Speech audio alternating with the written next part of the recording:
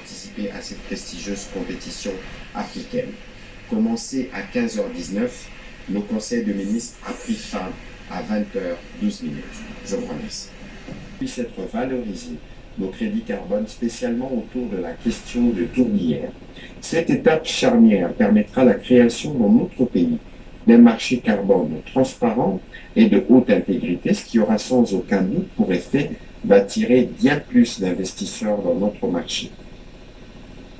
À ces sujets s'ajoute le fonds pour la création de l'Institut du bassin du Congo pour la nouvelle économie du climat, financé par la Fondation Bezos Earth Fund et dont l'implantation se fera dans notre pays. Cet institut, qui aura une vocation à la fois nationale et régionale,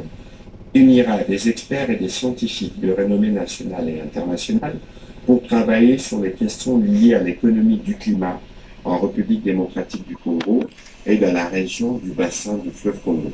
Cet institut va coordonner, voire centraliser, les recherches des organismes existants dans les domaines du climat afin de créer une cohérence des politiques sur le climat dans notre pays et définir une stratégie globale du climat à court, moyen et long terme. La ministre d'État, ministre de l'Environnement et du Développement durable, et les ministres des Finances, en collaboration avec les cabinets du Président de la République, ont été instruits de travailler en synergie en vue de garantir la bonne exécution de ces fonds. Il conviendra toutefois de s'assurer de procéder en amont à une bonne sélection de projets, tout comme de veiller à mettre à la disposition à temps à nos partenaires les informations nécessaires pour une meilleure coordination. Tout au long de ces processus, et même avant son lancement, il conviendra aussi de passer au peigne fin notre registre de crédit carbone, notamment son cadre légal, et combler les lacunes existantes afin de faciliter la continuité des projets liés à la nouvelle économie du climat avec nos partenaires. S'agissant de l'Institut du bassin du Congo pour la nouvelle économie du climat, le Président de la République a instruit la ministre d'État, ministre de l'Environnement et du Développement durable, le ministre de la Recherche scientifique, le ministre de l'Urbanisme et Habitat, à identifier dans le meilleur délai un site qui pourra accueillir ces nombreux instituts, de même que les meilleurs spécialistes qui pourront travailler afin de faire de ce pôle scientifique un pôle d'excellence et des références internationales. Dans la suite de la communication du Président de la République, le Premier ministre chef du gouvernement a commencé par réitérer les sincères félicitations du gouvernement au Président de la République pour sa brillante réélection après la confirmation des résultats de la présidentielle 2023 par la Cour constitutionnelle. Cette reconduction témoigne du soutien et de la confiance du peuple congolais à la vision et au leadership du Président de la République pour poursuivre la mise en œuvre d'un État fort, prospère et solidaire. Il a souligné que le gouvernement qu'il a le privilège de diriger a la lourde tâche de matérialiser cette vision à travers les divers axes de son programme. La tenue de ces élections a aussi confirmé l'ancrage de notre pays aux valeurs démocratiques, tant soutenues par l'un de ses prédécesseurs, les patriarches Étienne Tshisekedi Mulumba, heureuse mémoire. Le Premier ministre a souhaité que les Très-Hauts puissent continuer à accorder au Président de la République la sagesse, la force et la négation dont il a fait montre durant son premier quinquennat. Sur un autre volet, le Premier ministre est revenu sur la situation socio-économique où les perspectives économiques en Afrique sont peu réduisantes, ce qui présage une baisse du taux de croissance en raison de contraintes budgétaires et de l'inflation. Il a rappelé que beaucoup de pays africains ont été confrontés à d'importantes pressions inflationnistes en 2023, en grande partie à cause des prix élevés des carburants et des denrées alimentaires. Au plan interne et en ces débuts d'année marqués par l'ambiance électorale, le gouvernement demeure vigilant face à tous ces phénomènes. C'est dans cet ordre qu'il a présidé le 10 janvier 2024 la réunion hebdomadaire de la conjoncture économique qui a notamment évalué et pris des mesures par rapport à l'évolution du taux de change, la situation du stock des produits pétroliers, ainsi que celle de prix de produits de première nécessité sur le marché. Le Premier ministre a conclu son propos en revenant sur la situation environnementale et humanitaire marquée par la crue des eaux du fleuve Congo et de ses affluents qui affecte plusieurs provinces et qui cause des pertes en vies humaines et des dommages matériels importants. Cette catastrophe naturelle à dimension multisectorielle requiert une réponse robuste des différents ministères concernés. C'est dans cet ordre que les ministères en charge de l'intérieur, de l'environnement, des infrastructures et travaux publics, de l'aménagement du territoire, des affaires foncières, de l'urbanisme et habitat, des ressources hydrauliques et électricité, des transports, voies des communications et des enclavements, ainsi que celui des affaires sociales, des actions humanitaires et de la solidarité nationale, travaillent chacun en ce qui le concerne à préparer des états des lieux dans leurs secteurs respectifs. En attendant, le ministre des Affaires sociales, des actions humanitaires et de la solidarité nationale a été instruit de présenter le lundi 15 janvier 2024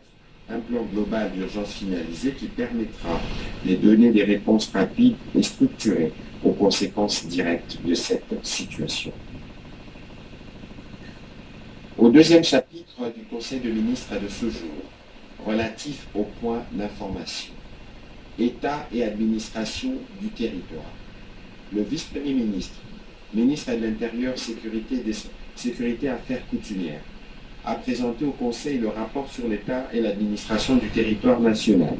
qui reste dominé par la poursuite des opérations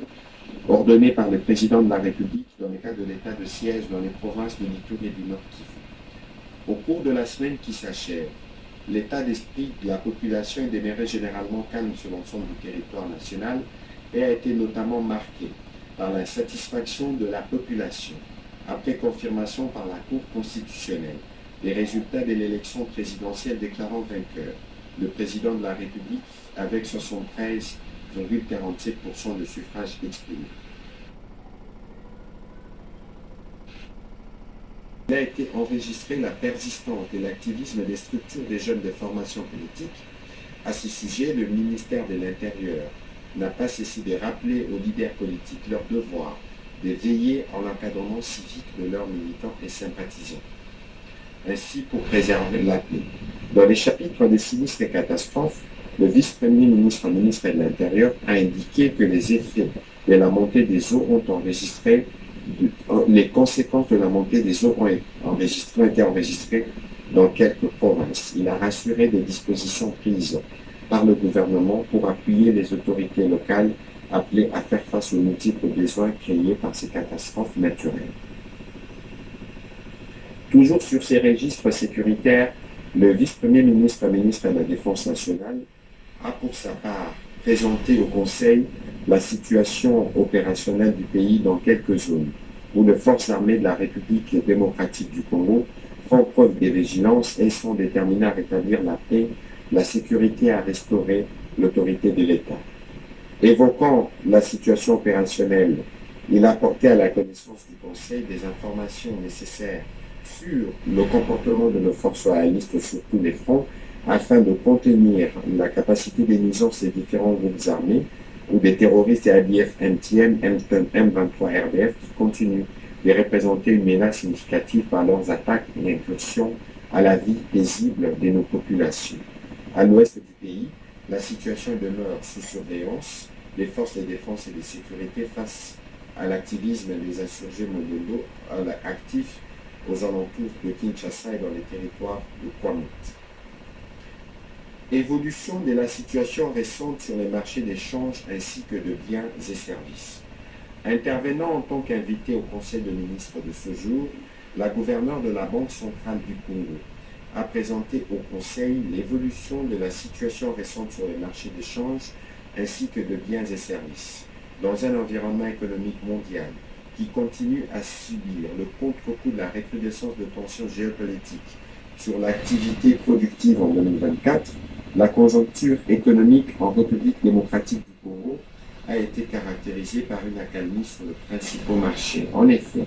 sur les marchés des biens et services, il a été observé une forte décélération du rythme de formation des prix à la faveur de la baisse de la demande en biens et services au lendemain de périodes de festivités. L'inflation hebdomadaire s'est établie à 0,1% contre 0,6% une semaine plus tôt. En 2024, l'inflation devrait ralentir à la faveur du maintien de l'orientation restrictive de la politique monétaire conjuguée à une forte politique budgétaire saine. Au niveau du marché d'échange,